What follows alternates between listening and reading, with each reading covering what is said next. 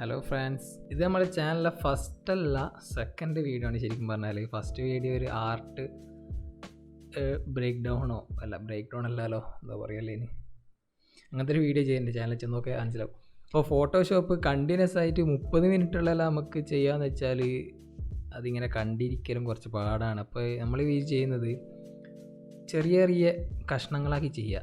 First ഒരു document എങ്ങനെ use ചെയ്യാം, അല്ലെങ്കിൽ ഒരു ഡോക്യുമെൻ്റ് എങ്ങനെ കറക്റ്റ് ഫോർമാറ്റിൽ എങ്ങനെ ഓപ്പൺ ചെയ്തതിൽ വർക്ക് എങ്ങനെ തുടങ്ങാം, പിന്നെ ഓരോ ടൂൾ എന്താണെന്ന് 2 വീഡിയോയിൽ ചെയ്യാം, അങ്ങനെയല്ല ഉദ്ദേശിക്കുന്നത് നമ്മൾ ചെയ്യാൻ. ഓക്കെ, അപ്പോൾ നമ്മൾ ഫസ്റ്റ് വീഡിയോയിലേക്ക് പോവാം. അപ്പോൾ ഈ വീഡിയോയിൽ നമ്മൾ നോക്കുന്നത് ഫോട്ടോഷോപ്പ് ഫസ്റ്റ് ഓപ്പൺ ചെയ്ത് ഒരു കറക്റ്റ് ഫോർമാറ്റിൽ ഓപ്പൺ ചെയ്ത് ഒരു വർക്ക് അങ്ങനെ തുടങ്ങാമെന്നാണ്. ഫസ്റ്റ് ഫോട്ടോഷോപ്പ് ഓപ്പൺ ചെയ്താൽ നമുക്ക് 2 ഓപ്ഷനായിട്ട് കാണാം, ഓപ്പൺ എന്നും ക്രിയേറ്റ് ന്യൂ എന്നും.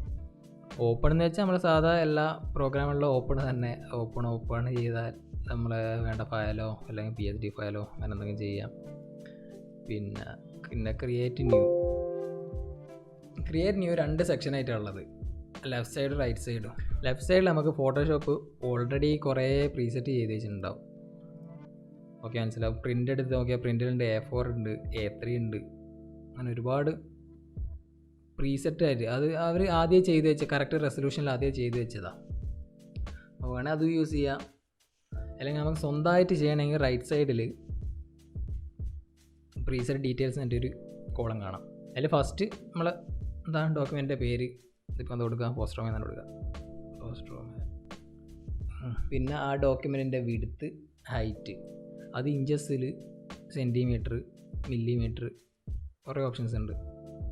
അപ്പോൾ ഇഞ്ചസ് കൊടുത്താൽ നമ്മളെ ഡോക്യുമെൻറ്റ് 8.5 ഇഞ്ച് 8.5 ഇഞ്ച് വിഡ്ത്തിലും 11 ഹൈറ്റിലുമാണ് ഇതുള്ളത്. നമ്മൾ പിക്സൽ ചെയ്യണമെങ്കിൽ എത്ര പിക്സലാണ് വേണ്ടത്, ഹൈറ്റ് എത്ര പിക്സൽ വേണം, വിഡ്ത്ത് എത്ര പിക്സൽ വേണമെന്ന് അത് നോക്കുന്നത് അതാണ്. പിന്നെയുള്ള റെസൊല്യൂഷൻ 2 ഓപ്ഷൻ ഉണ്ട്, പിക്സൽ പെർ ഇഞ്ചും പെർ സെൻറ്റിമീറ്ററും ഉണ്ട്. അപ്പോൾ ഇത് ഉദ്ദേശിക്കുന്നത് വെച്ചാൽ 1 ഇഞ്ചിൽ അല്ലെങ്കിൽ 1 സെൻറ്റിമീറ്ററിൽ എത്ര പിക്സൽ ഉണ്ടാകണം. അതിപ്പം കൂട്ടി കൊടുത്താൽ കൂടുതൽ റെസൊല്യൂഷൻ കിട്ടും, കുറച്ച് കിട്ടും. പിന്നെ കളർ മോഡ് RGB തന്നെ കൊടുക്കുക, CMYK, live colour, greyscale, bit മാപ്പ് ഒന്നും നമ്മളിപ്പോൾ നോക്കേണ്ട ആവശ്യമില്ല.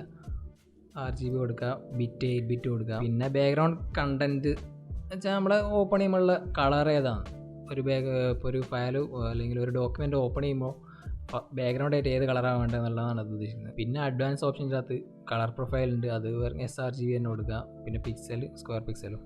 അപ്പോൾ ഇത്രയാണ് നമ്മൾ ഇന്നത്തെ വീഡിയോയിലുള്ളത്. ഇനിയിപ്പോൾ എന്തെങ്കിലും ഡൗട്ടോ കാര്യങ്ങളോ ഉണ്ടെങ്കിൽ കമൻറ്റ് ബോക്സ് ചോദിക്കാം.